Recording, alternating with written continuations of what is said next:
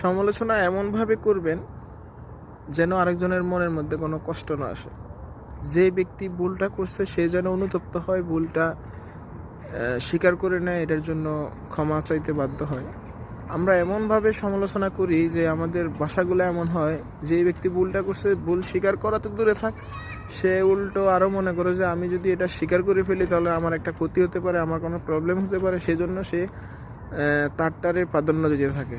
কারণ আমাদের language, body ল্যাঙ্গুয়েজটা এমন হয়ে যায় যে সে এটা আর স্বীকার করতে চায় না। আমরা বিনয়ের সাথে শ্রদ্ধা রেখে একজন আরেকজনের প্রতি সমালোচনা করব, তাহলে অবশ্যই যে ভুল তো মানুষ করবেই, ভুলের ঊর্ধ্বে তো কেউ না, ভুল তো করবে। যাতে সে ভুলটা স্বীকার করতে পারে এভাবে সমালোচনা করবেন, আর সমালোচনা থেকে বিরত থাকার চেষ্টা করবেন। তারপরেও যারা সমালোচনা করতে পছন্দ করেন আপনারা বিষয়গুলো মাথায় রাখবেন। ধন্যবাদ।